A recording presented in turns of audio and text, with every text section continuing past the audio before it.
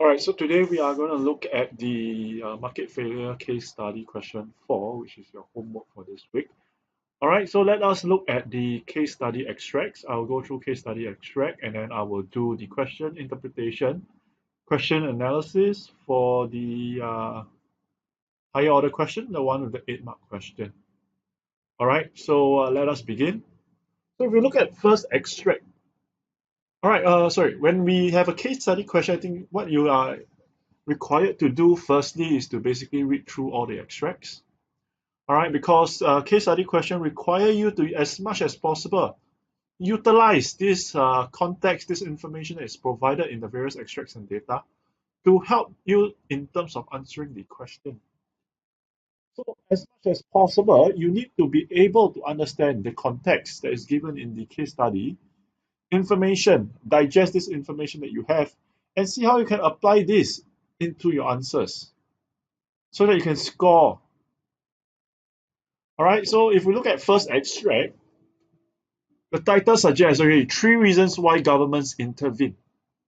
So through this extract, I think it's a very theoretical extract because what it does is it gives you information about reasons for government intervention. It's quite straightforward because this is from a textbook. All right, the prescribed textbook, John Sloman. All right, so it suggests to us the 3 reasons why governments intervene. The first reason why governments intervene, as per what you have learned, is due to the non-provision of public goods. All right, and then the second reason why governments intervene is because of merit goods. And the third reason, the presence of externalities. All right, so this just reinforces what you already know from your lecture notes. All right, from what we have gone through in lecture as well as in tutorial. So reasons for government intervention when it comes to market failure. So all these are the various sources of market failure, and examples are given to you as well, context, etc. Moving on to extract 2, what we see here from the title, Free Museum Admission in Singapore. So what we gather here, okay, this is something that happened in 2013. So in 2013, entry charges were scraped for Singapore citizens and PR. All right, so this meant that there was free admission. And this idea of year-round free entry was first proposed in 2011, and this was meant to increase accessibility of your heritage institutions. So feedback was positive, and families, all right, in Singapore, they benefited.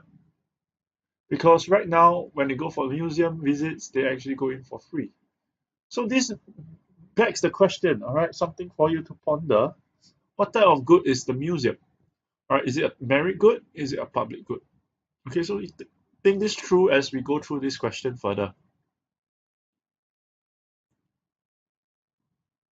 Okay, extract 3. Extract 3 here suggests to us about the context. Okay, same thing, museum. Extract 2 was museum in Singapore, but extract 3 is museum in England. All right, and what we have here, okay, we have some information about England and its museum. So England has 3 of the 5 most visited museums in the world. All right, and beyond this National Museum, which is funded directly by DCMS, which is your Department for Culture, Media and Sports, all right, England has a huge network of regional and specialist museums, variously run by charities, local government, and education establishments. Many of them also receive public funding. So we have some information about the total number of visits. All right, and you can see that the general trend here is a rising trend. All right, that's pretty much straightforward. We are given further information about the museum sector in England. So in extract 4, all right, we see that in UK, there was also this free admission to National Museum, which is something that Singapore also adopted. All right, because down here they say protecting free admission was a manifesto pledge of all major political parties before the last UK general election. So this manifesto pledge is basically what your political parties, what they set out to do. all right, in order to win votes from the public. So many of them set this thing out that they wanted to have free admission. Okay, so this free admission was only reintroduced in December 2001. And this cost only about 45 million pounds a year. All right, and attendance has risen considerably. All right, and wider economic analysis has shown that for every £1 of government subsidy, it provides 3.5 pound in wider economic benefit. So for every for every £1 of subsidy, there's actually this additional benefit, all right, that your national museums provide. Okay, so this is something for us to think through in line with the earlier question that we asked, merit good or public good. Extract 5, all right, extract 5 here shares with us about the reasons for arguments for state subsidy, government spending on your arts. All right, so the arts budget here accounts for less than 0.1% of total government spending. Arts here make up 0.4% of GDP, and it provides 110,000 jobs directly, and then up to another 150,000 jobs indirectly. And these arts have led to at least 856 million pounds spending by tourists in UK. All right, so your spending on arts, all right, is not just on the surface, all right. We're not just talking about at the end of the day dollar and cents, okay, because what they talk about here has also been overall effect culture makes to the quality of life. All right, about how it helps people to develop critical thinking, cultivate problem solving, and to communicate and express themselves more effectively. All right, and such time when public finances are under such pressure, it's also right to examine all the benefits that spending on arts and culture can bring, including tangible economic ones. So down here, they acknowledge that yes, expenditure on arts, yes, it's something that brings about quite a fair bit of benefits, and that's not something that they are disputing. All right, but when time comes, finance are under such pressure, which in UK they are actually they actually face such pressure because they had in macro next year you will learn about government's budget.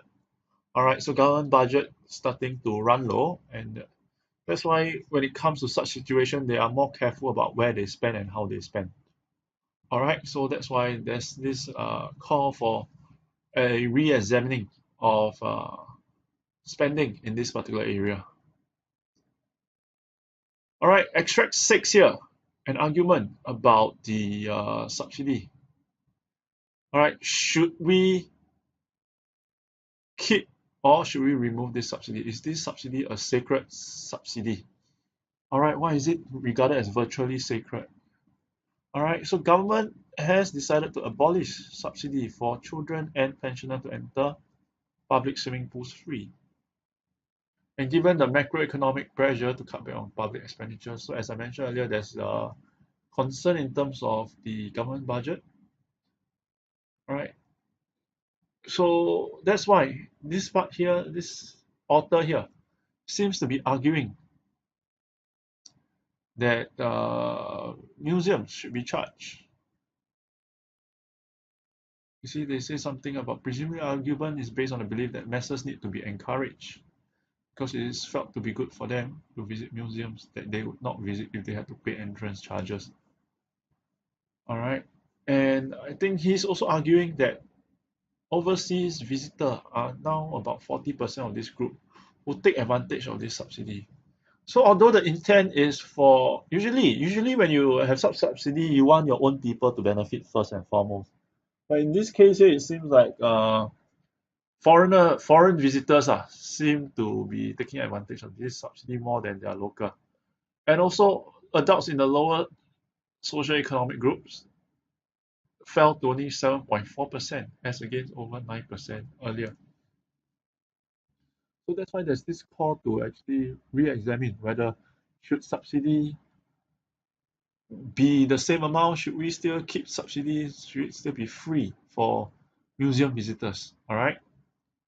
So with that, let's look at your various questions. So I want you to do all the questions since you should have enough time to do so. All right, we will do a question analysis for this question. All right, so discuss the view that such subsidies are not the best way of spending scarce government resources. So in this case here, museum, you should establish by now that museums here are actually a form of merit good because it generates positive externalities in consumption. And when left to the free market, consumers actually underestimate the benefits. All right, they may underconsume as a result of that.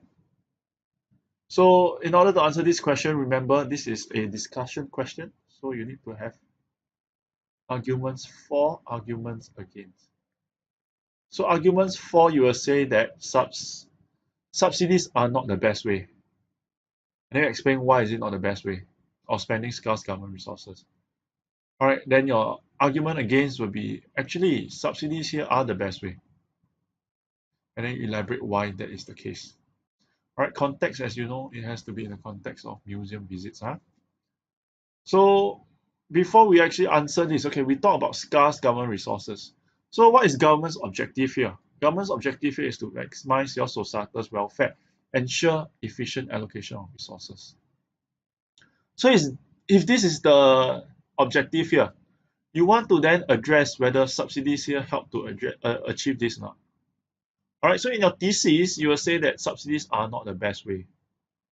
And why is it not the best? All right, subsidies here, if they work as they are, all right, then of course they are the best way. So this part here is your antithesis. So this part here, you explain how subsidy works.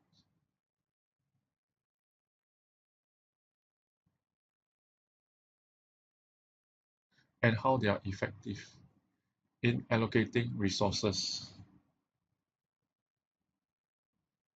Okay, and then down here, you will talk about the limitations. Why subsidies are not the best. And one of these limitation here is your government failure or your imperfect info. What do we mean by government failure or imperfect info? When it comes to applying subsidy, it is important for us to know how much subsidy to use. So if we actually have perfect information, we will then be able to calculate what MEB is per unit and then impose this as a per unit subsidy. But many a times we do not have this information. So it may result in this over subsidizing, or it could even lead to under subsidizing. So as a result of this, it leads to government failure because as government tries to resolve the market failure, they end up making it worse. All right, so create further market failure, further deadweight loss.